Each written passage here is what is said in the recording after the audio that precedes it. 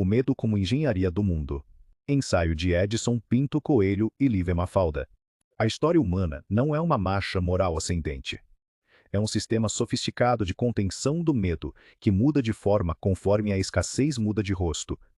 O que se transforma não é o impulso fundamental, mas a máscara que o recobre. A caverna não desaparece, ela apenas se desloca, se expande e se disfarça. Desde o início, o problema central da existência humana nunca foi como ser bom, mas como impedir que falte comida antes do inverno. O medo vem primeiro. A moral, a lei e a filosofia vêm depois, quase sempre financiadas por quem já resolveu o problema da sobrevivência. Thomas Hobbes viu isso com clareza brutal. No estado de natureza, a vida é solitária, pobre, sórdida, brutal e curta. O homem não é mau por natureza, ele é aterrorizado pela possibilidade permanente da falta. O Estado não nasce para civilizar selvagens. Nasce como um monopólio organizado da violência para impedir que cada um precise dormir com uma lança na mão. O Leviatã não é um tirano. É um acordo de medo coletivo. A caverna primitiva não era ignorância. Era abrigo. O fogo não era símbolo de progresso iluminista, era para não morrer congelado. Enquanto havia caça, troca e circulação, a caverna permanecia aberta.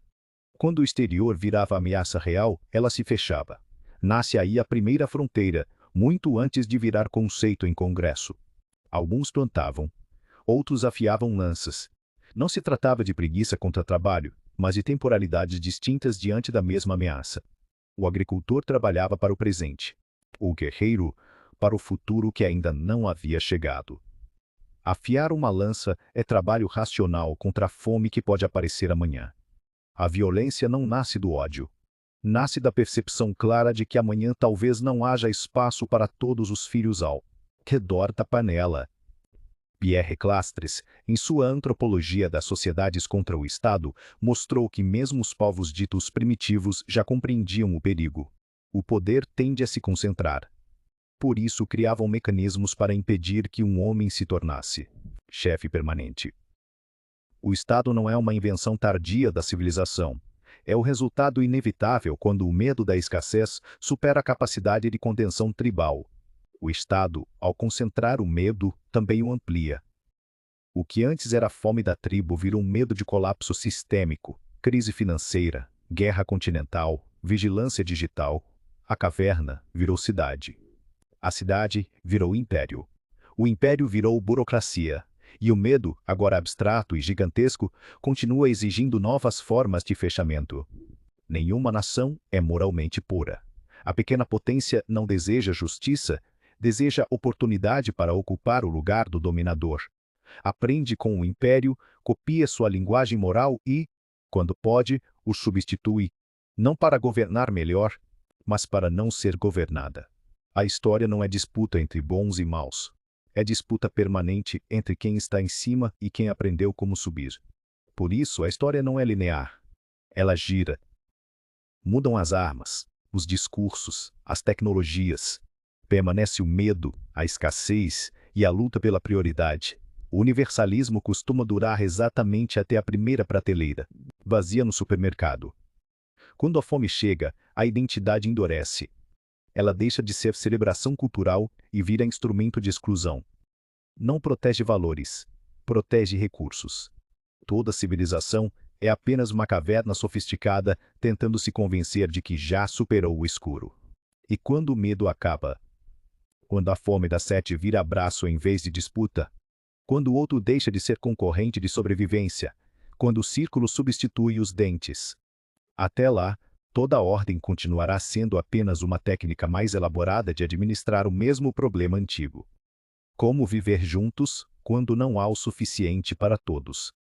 Por influência do professor Olavo de Carvalho. Pós-fácil de Maia Cangaia. Este ensaio não é confortável. E é exatamente por isso que acerta. Edson Pinto Coelho e Lívia Mafalda não vieram nos oferecer esperança ou consolo. Vieram nos lembrar que o medo não é um sentimento passageiro da humanidade. Ele é a verdadeira engenharia que construiu tudo o que chamamos de civilização. A caverna nunca desapareceu. Ela apenas mudou de forma. Da fogueira primitiva ao Estado moderno. Do império à planilha. Do mito à burocracia. Tudo o que criamos, moral, lei, identidade, progresso, não passa de tecnologia sofisticada para conter o mesmo terror ancestral. A possibilidade de que amanhã não haja o suficiente para todos. Hobbes já sabia. O homem não é mau por natureza, é aterrorizado. O Estado não nasceu para civilizar, mas para monopolizar a violência e impedir que cada um precise dormir com uma lança na mão. Clístenes mostrou que até as sociedades ditas primitivas já temiam o poder concentrado. Este texto atualiza essa linhagem sem ilusões. O medo não foi superado, apenas ampliado e disfarçado. Quando a escassez chega, a identidade endurece, a solidariedade evapora e a moral elevada mostra seu limite. Ela só floresce quando existe excedente. O resto é teatro. No fim, toda a civilização não passa de uma caverna sofisticada, tentando se convencer de que já saiu do escuro. E o gosto da fome continua exatamente o mesmo. Quando o medo acabar. Quando a fome das 7 virar, abraço em vez de disputa. Quando o outro deixar de ser concorrente de sobrevivência. Quando o círculo substituir os dentes. Até lá, seguimos girando. Abraços e até a próxima!